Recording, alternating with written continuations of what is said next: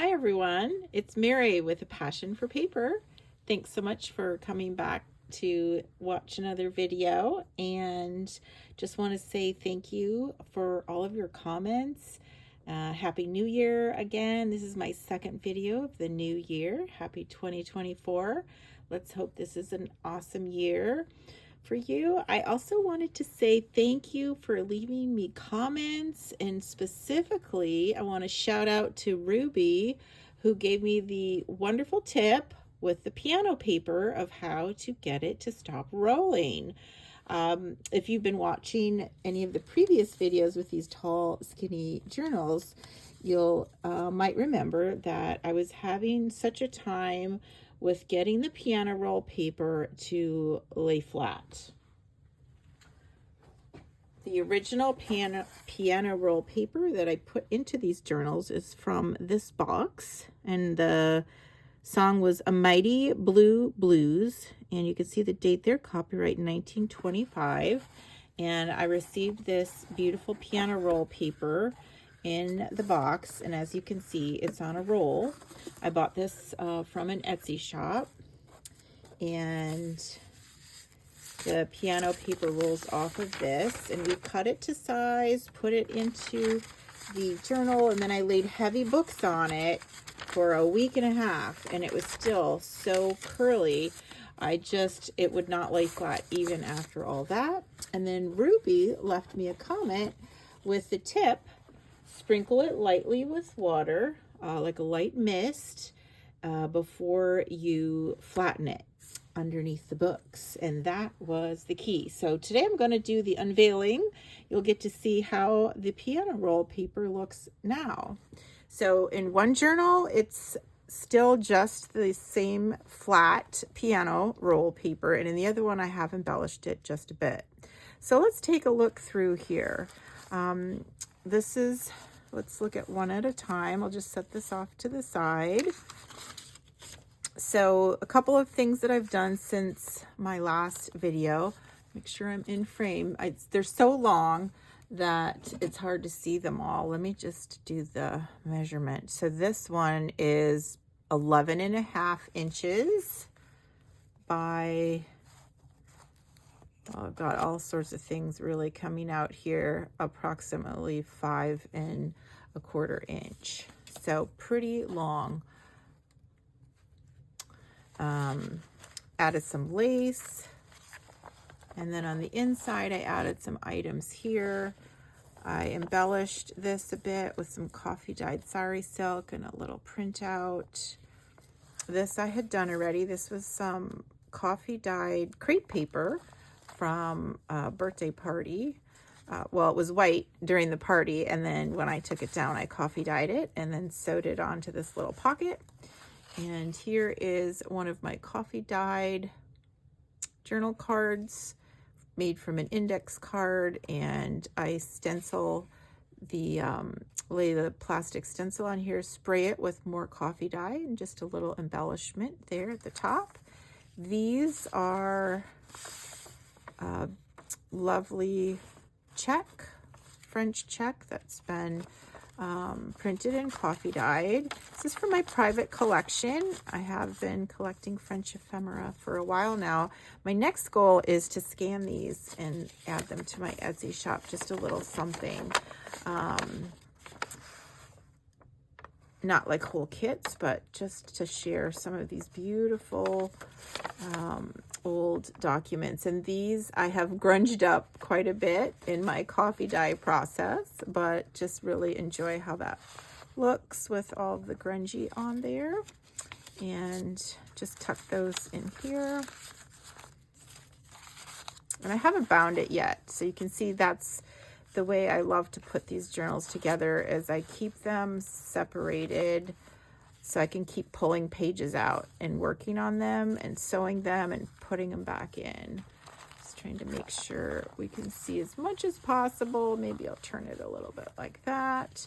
This is that beautiful digital from Dorothy Jane Paperie, and I sewed a little bit of avocado dyed lace onto the edge because there's just a hint of pink there.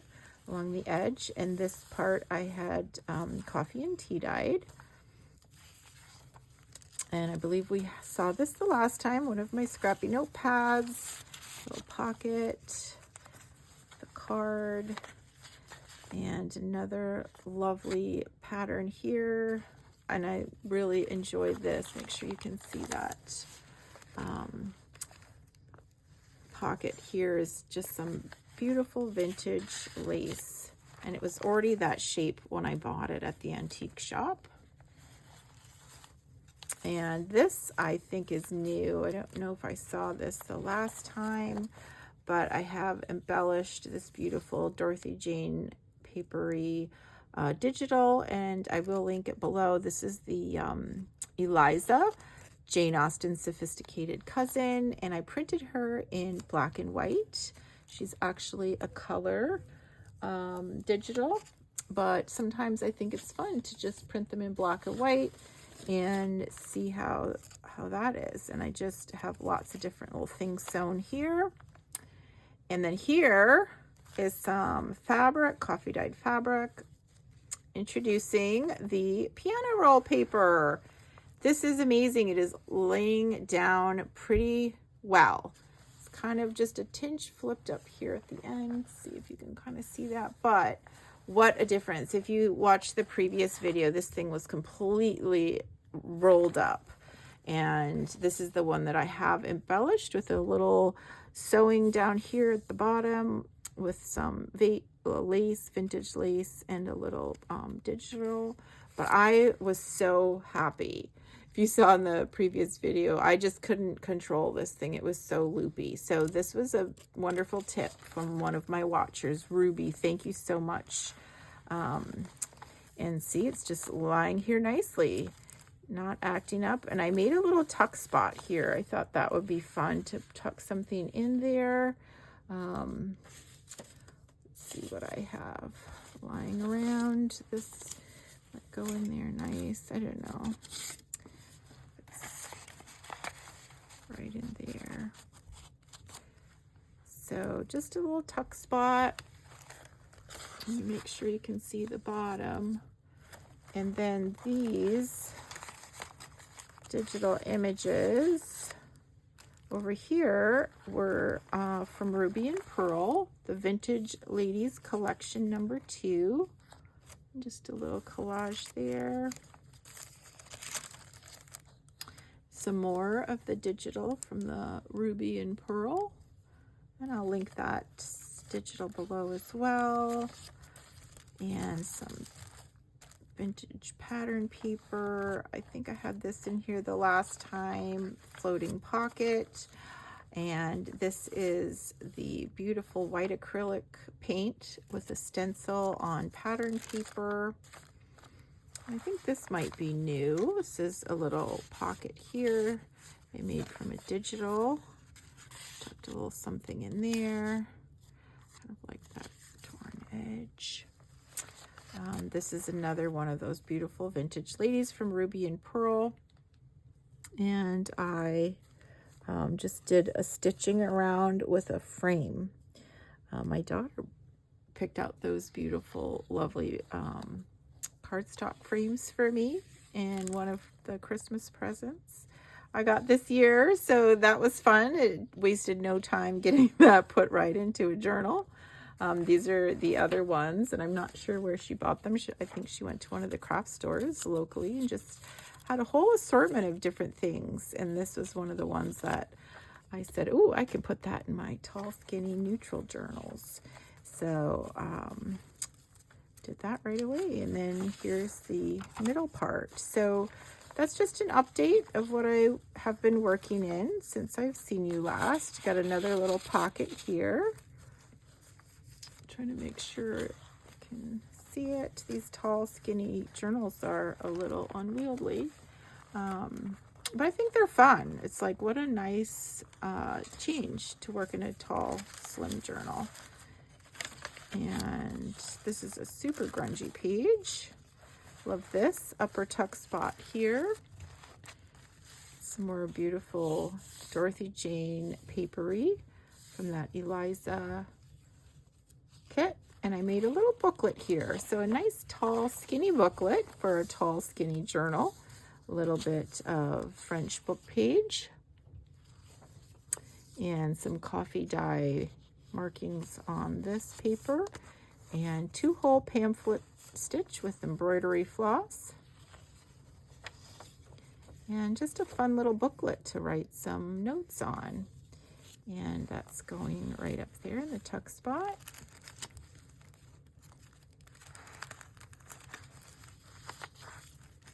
It's the first time I made any of the tall skinny booklets. I usually make the shorter, wider ones. There's another glorious image from Ruby and Pearl Vintage Ladies Collection.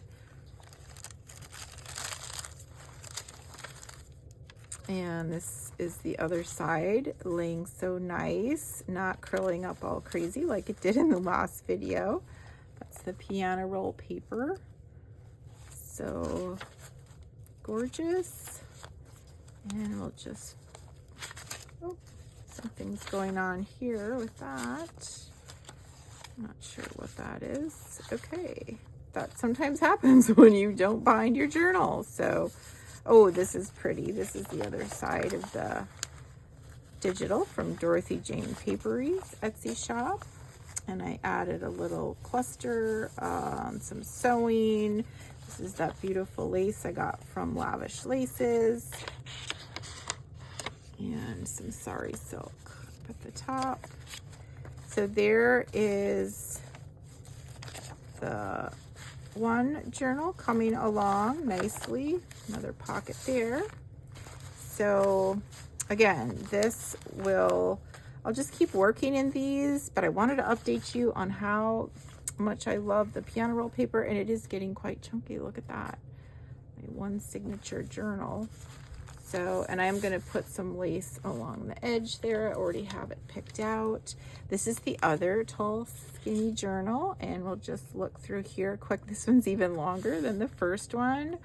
This is closer to 13 inches tall by, yeah, 5.25, 5.5, like that. And this is the one that has the scrappy notepad sewn onto the front. I have a little lace at the bottom, but I just love all that grungy coffee dyed look. And I added some more laces to the top and some threads. And there is the cover.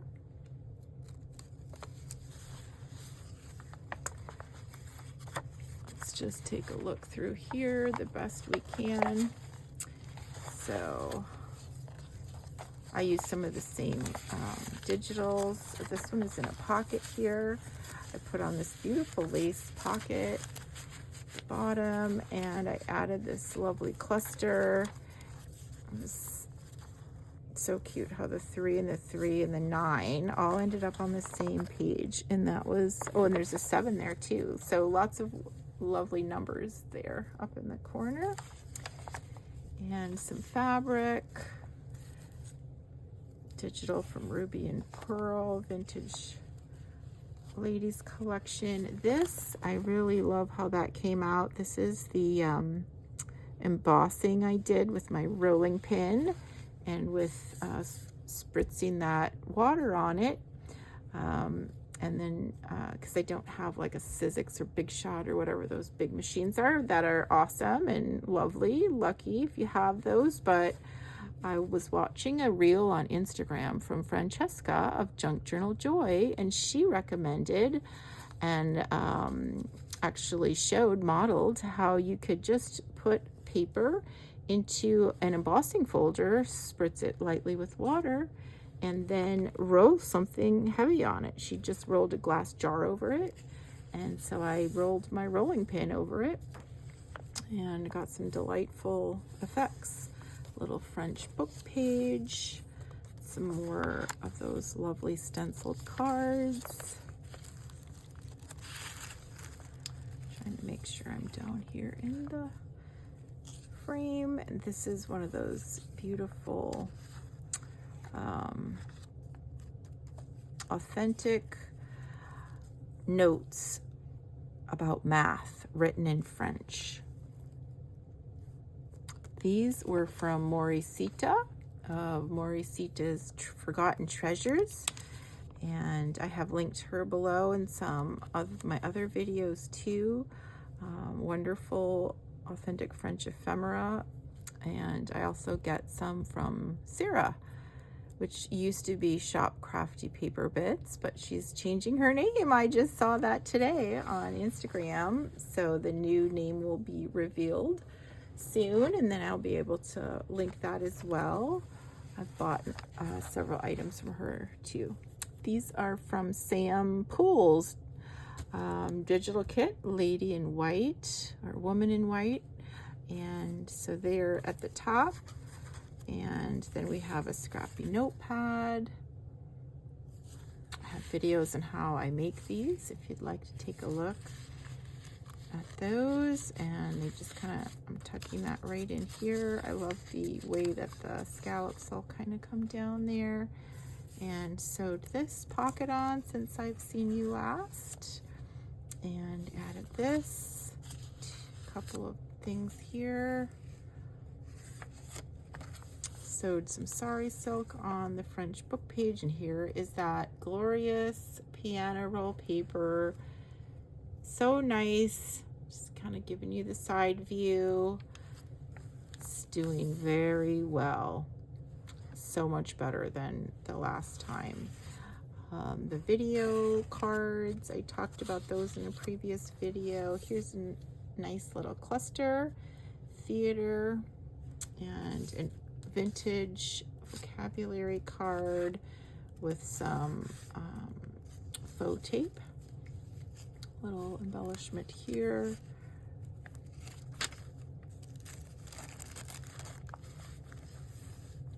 Love this collection of vintage ladies from Ruby and Pearl. Another fun little collage here. And this journal card with a lace pocket with a couple of other little cards tucked in there. Oops, 3 of them.